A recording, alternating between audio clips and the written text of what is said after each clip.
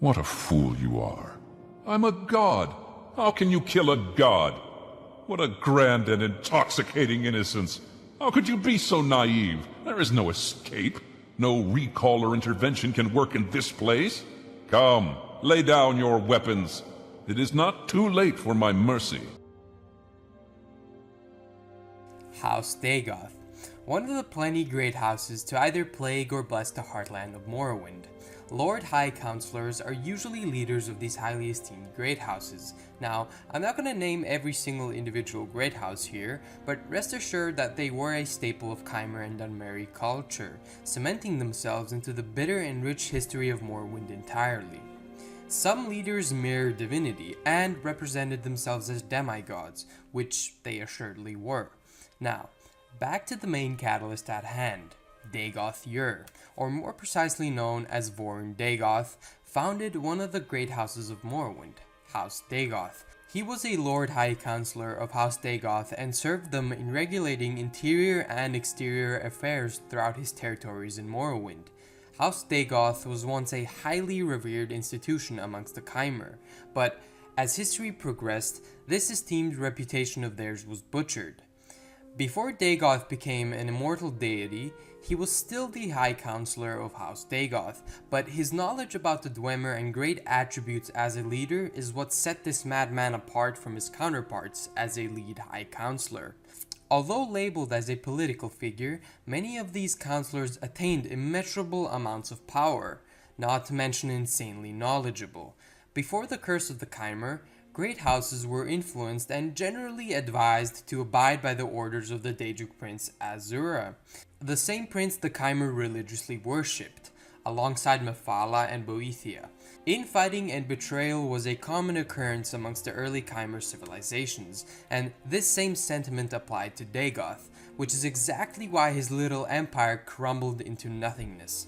I'm not saying he necessarily got betrayed, but his cunningness played a factor in the Nords involving themselves in the Battle of Red Mountain. Dagoth Ur dwelled beneath the infamous Red Mountain, the same Red Mountain that would erupt and cover the entirety of mainland Morrowind in toxic fumes and scorching tar. The first eruption of Red Mountain wasn't as influential as the second one in the Fourth Era, but what is tied to it is the War of the First Council, a war which would represent the destruction of the alliance Indoril Nerevar formed with the Dwemer and their king Dumak Dwarf King, years prior to this war. Indoril Nerevar was Azura's grand champion, her eternal guardian.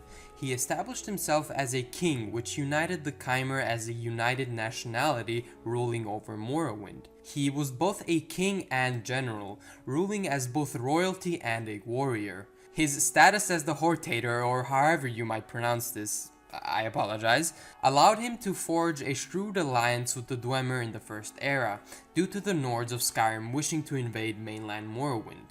Together, they established an unwanted alliance. Even though the Nerevar had an exceptionally good relationship with Dumak, the Khmer and Dwemer lived amongst each other in disdain. This bitter alliance of theirs would be signified as the First Council, and we'll get back to this group shortly. Welcome, Nerevar. Together we shall speak for the law and the land and shall drive the mongrel dogs of the Empire from Morrowind. A short time before the fall of Nerevar and Dumak's council, the lead High Counselor of House Dagoth, Dagoth Ur in his mortal form, learned of the Dwemer's intricate plan of employing Kagranak, the chief tonal architect, to utilize his master-crafted tools in order to tap into the power of the Heart of Lorkhan, which was stored in the bowels of Red Mountain. The Heart of Lorkhan is specifically here due to the current pantheon of Adric divines banishing Lorkhan for creating the mortal plane we inhabit to this day, or in other words, Nirn. Tapping into an Adric artifact of this degree would mean acquiring divine attributes, which is what the Dwemer envisioned for their leaders. Indoril Nerevar acted upon these news and disbanded the First Council. The disbandment of this council warranted war, and that is exactly what came along with it. At first, it seemed like the Dwemer had the upper hand. They managed to increase the continuity of their automatron factories, which allowed them to dominate the northern scene of Morrowind, predominantly Solstheim and other parts of Vardenfell. This war would eventually lead to the widespread disappearance of the Dwemer and the deserved curse that was bestowed upon the Chimer by Azura. The direct clash between the Nerevar and Dumak the Dwarf King would commence during the Battle of Red Mountain, an iconic battle of Chimeri history. The Battle of Red Mountain was initiated by General Nerevar and his lieutenants which would later morph into the Tribunal of Morrowind. After King Nerevar successfully gathered the support of all of the Chimeri great houses, he marched on Dumak's citadel, which was located in the bowels of Red Mountain. The four substantial military leaders that accompanied Nerevar to the citadel and Heart of Lorkhan were his wife Almalexia, Sotha Sil, Vivek, and the corroborator of it all, Vorin Dagoth. There are many theories about the outcome of it all. Dogmatic truth is thrown out of the window once Nerevar engages into combat with Dumak. Nerevar allegedly slayed Dumak. As soon as the dust settled, Nerevar started gathering Kagronak's tools, but he'd later be stopped by Dagoth, who said that these tools should undergo immediate destruction, and this gave Nerevar a sense of trust to confide in. Nerevar then proceeded to hand the tools to Dagoth for safekeeping until him and his lieutenants could discuss the future of these tools amongst themselves and with the guidance of Azura. As I mentioned previously, accounts of what happens next vary immensely. The nomadic Ashlanders of Morrowind, which were present during the battle as scouts, claimed that Nerevar's lieutenants simultaneously betrayed and killed him after listening to the decision of Azura and himself, which stated that the tools should be kept safe but never to be utilized. Vivek's accounts vary, but coincide with the common Chimeri belief of what happened. Vivek himself seems to leave out key elements of Nerevar's death, brushing it off as a death from fatal wounds sustained from the fight with Dumak and later Dagoth. According to Vivek, Kagronak used the tools out of desperation, a heat of the moment spur so to say, which led to the Dwemer somehow vanishing from Nirn. Vivek then says that Nerevar consulted the future of the tools with them on the slope of the mountain. They all came to a mutual agreement of not utilizing the tools, upon which Dagoth entered the mix.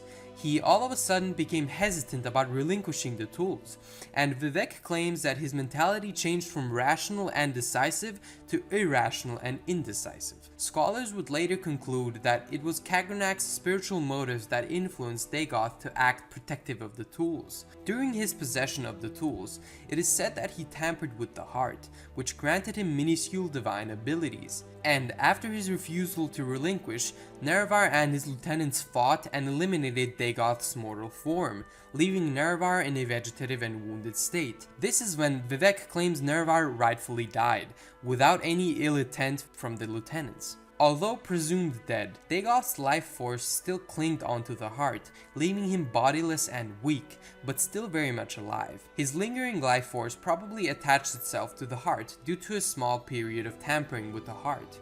Vivek's account could or could not be real. The fact that Dagoth refused to relinquish the tools is definitely true, but what conspired on the slope of the mountain will never truly be deciphered. Nerevar's remaining lieutenants laid low and eventually succumbed to acquiring godlike abilities by tampering with the heart, which was clearly a defiance of Azura's will. Azura was already angered by the death and blinding of her two guardians, but this betrayal settled the deal. Azura cursed the entire Chimer race, turning their skin into a darker shade of grey. Thus the term Dunmer was born. Soon after, with the help of their new godlike attributes, Almalexia, Sotha Sil, and Vivek formed the Tribunal.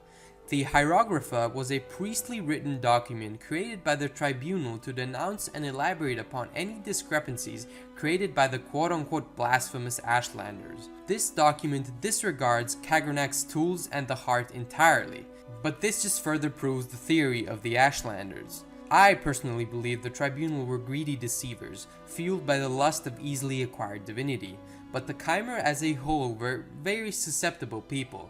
They jump at any chance to vastly sustain their desire to prevail, even if it meant risking everything to ultimately end up with nothing.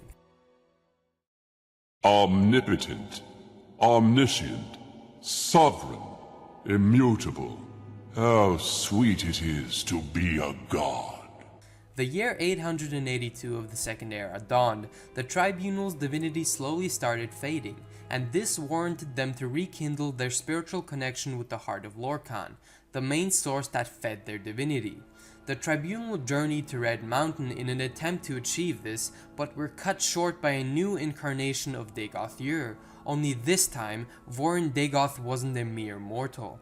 He became one with his former resting place.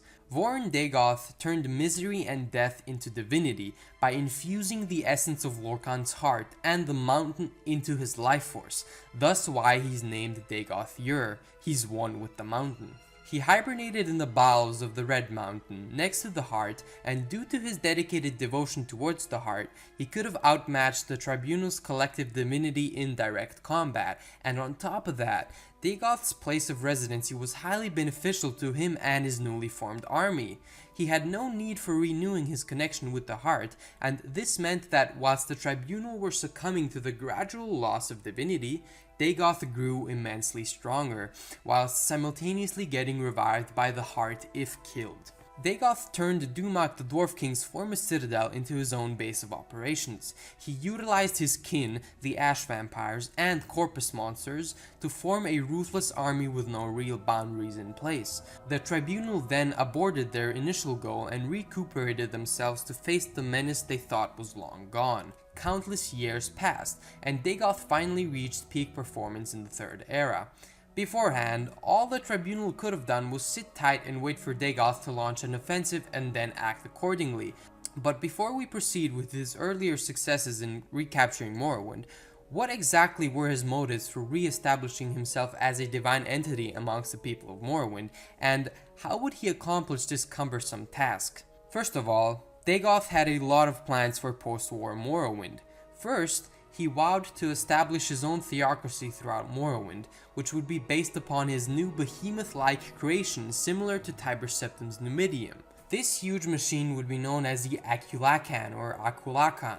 Second, he'd established the old heirs of House Dagoth as the god priests of Akulakhan, as well as implementing House Dagoth as the dominant political power. His passion to cripple the Temple and Tribunal was displayed as an act of revenge for what they did to him back in the First Era. He also vowed to eliminate all quote-unquote inferior and biracial races from Dunmeri society, with the addition of driving out the Faithless Empire out of Morrowind entirely. His ultimate end goal was to slowly encourage the worship of his newborn god into all Tamrielic societies and provinces, mainly through conquest. He had multiple phases set in place explaining how he would commence his invasion, and a brief summary of those phases would more than suffice. First and foremost, securing Red Mountain for himself so the Tribunal couldn't intervene was his primary defensive objective, whilst also weakening the Temple and Tribunal to ensure their rapid decline in divinity and influence.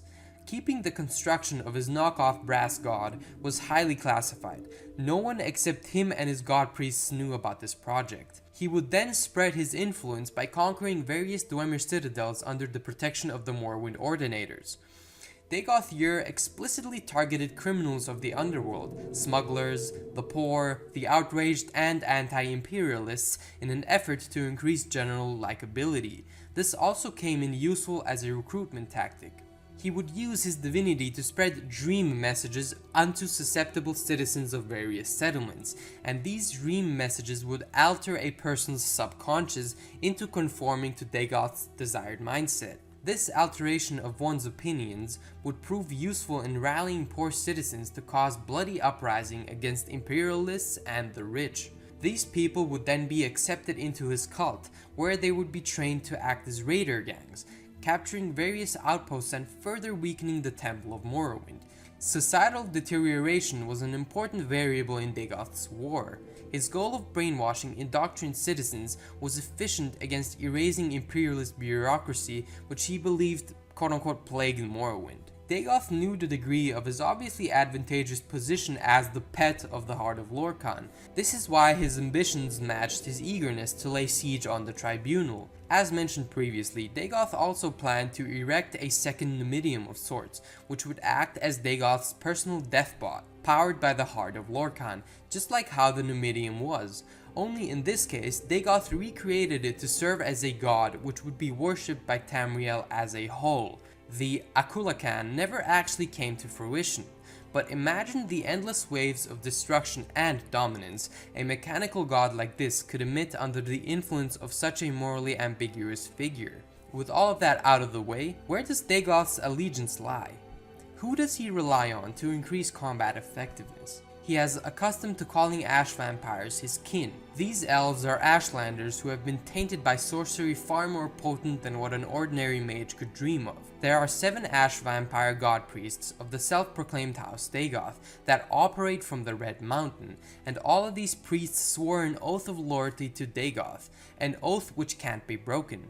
His initial army consisted of corpus zombies, but what he foresaw in the long run was a flock of cultists acting on his behalf. It is said that upon the death of each ash vampire, Dagoth's power starts to slowly fade. Now, I have no representation of how this would affect his life force, but Dagoth might have transferred multiple aspects of himself onto these ash vampires, which could mean that these priests are actually demigods. In unison with the Council of Ash Vampires, Dagoth also managed to unleash the Blight, an ancient curse from Red Mountain reawakened by Dagoth himself, and the Blight would manifest itself as a series of diseases called Blight diseases, which are carried through Morrwind's violent ash storms. Dagoth utilized this to weaken various sources of resistance against his cause, to soften defenses and restrict the influx of the temple's resources. Dagoth kickstarted this war by claiming a decisive amount of the Dwemer's citadels surrounding Red Mountain and beyond. Meanwhile, 2 of the 3 tribunes grew restless watching Dagoth tear apart temple strongholds, leading them to intervene themselves. These 2 tribunes were Almalexia and Sotha-Sil. Even though Vivek insisted on holding a defensive stance, Almalexia and Sotha-Sil proceeded to personally settle things with the Ash Vampires, which were assigned to a specific Dwemer citadel of relevance. Their attempt to recapture the citadels were a grave failure, and not only did they lose the battle, but the 2 Ash Vampires, Dagoth Odros and Dagoth Vemin, managed to obtain 2 of Kagronak's tools from them, Sunder and Keening. Vivek finally came to the rescue and extracted both Almalexia and Sotha-Sil successfully. Knowing how heavily they underestimated Dagoth's lieutenants, the tribunal raised a ghost fence above the infamous Dwemer stronghold of Kogorun, not knowing the full extent of the stronghold's reach into Red Mountain. Although partially in vain, the ghost fence temporarily stopped Dagoth's sphere of influence from spreading onto the entirety of Morrowind, halting Dagoth's plans of a swift invasion. Even though it majorly interfered with Dagoth's initial plan, his army still retained the ability to freely roam outside of Red Mountain, and this was due to Kogorun offering his army the freedom to traverse from the bowels of the Red Mountain to Morrowind. Another thing the Ghost Fence failed at preventing was the rampant ash storms, which contained various strains of blight diseases, and this wave of constant contamination would help Dagoth indirectly influence certain demographics, but much slower than if the Ghost Fence weren't raised. The tribunal now only possessed one of Kagronak's tools, the Gauntlet, Wraithguard. Meanwhile, years flew by, and the tribunal resorted to retiring from their extravagant activities just so they could defend their already weakened state of divinity. Sotha-Sil came to terms with the eventual loss of divinity, which means that he devoted his time to caring for the needs of mortals. Meanwhile, Almalexia couldn't bear the thought of returning to mortality. Almalexia eventually killed and framed Sotha-Sil in an attempt to fool her husband's reincarnation, the Nerevarine. Both Sotha-Sil and Almalexia met the same fate. The only difference is that Sotha-Sil finally embraced the curse Azura struck upon the tribunal's troubled minds. With Almalexia and Sotha-Sil out of the picture, Vivek had focused all of his energy into maintaining the Ghost Fence, which formally required the power of all 3 tribunes. Vivek abandoned society as a whole. He was glued to his palace, using every ounce of his willpower to preserve the Ghost Fence. As a result of this, Morrowind as a whole grew quite lawless, and a lawless Morrowind gave Dagoth the chance to intensify militarized growth. At this point, the odds were heavily in Dagoth's favor, but Azura decided to break centuries of silence in a particularly ingenious manner, the Nerevarine. Come to the Heart Chamber. I wait for you there where we last met countless ages ago. Come to me through fire and war. I welcome you. Behold the Nerevarine, the true reincarnation of Azura's brutally murdered Grand Champion, Indoral Nerevar. The actions of the tribunal that led to the death of Indoral Nerevar are questionable, but it reeks of foul play. Even if the tribunal didn't directly murder Indoral Nerevar, their crimes of breaking an oath so sacred deserve to be rectified. Both Dagoth and the tribunal defied a direct order from their godmother. They abused her sense of trust by tampering with an artifact so compelling and dominant that it was cast away into the depths of an insanely inhospitable environment by the most influential Adric gods. By the time the Nerevarine arrives to right the tribunal's wrongs, they're already partially torn apart and closing in on mortality as we progress. After Almalexia was slain, only Vivek remained. And Vivek has accepted his destined fate. He even advised the Nerevarine on how to fight Dagoth. Taking all of this into consideration, Dagoth still wished to reign over Morrowind by abusing Karganak's tools to establish a new godhood. And this fits the narrative of the Nerevarines' task of quote-unquote rectifying, due to how Dagoth tapped into the Heart of Lorkhan. This was an act of defiance which categorized Dagoth Ur into the same group as the Tribunal. Both the Tribunal and Dagoth Ur meticulously prepared for the Nerevarines' arrival, yet they were too caught up in personal dilemmas to realize how soon Azura's redemption would come to collect its debt. After months of battling Dagoth's forces, the Nerevarine finally approaches an eccentric and clouded Dagoth Ur. The Nerevarine took all of Karganak's tools and broke the spiritual connection Dagoth Ur and the Heart of Lorkhan shared, leaving Dagoth in a state of feeble mortality. Don't be mistaken though, the mortal Vorin Dagoth was a great sorcerer capable of mass cruelty, but the loss of his divinity allowed the Nerevarine to unquestionably rid Nirn of his insufferable existence. The Akulakan crumbled into bits of metal, and Dagoth's ash vampire brethren vanished into nothingness. Too late. This is the end. The bitter, bitter end. Vorin Dagoth was left alone with the tools of an eccentric madman. He adopted the essence of Karganak's character and finished what a faithless fanatic couldn't. He became one with the heart of Nirn's maker. He became so attached to surges of endless divinity that he went insane. He, the probable murderer of the glorious Indoral Nerevar, chose to completely suffocate the prosperity of a once remarkable race for an ounce of condemned divinity that was destined to fail. Dagoth felt an insatiable need for perfection, and that, my friends, is most deadly. Just ask how the Chimer and Dwemer enjoyed it.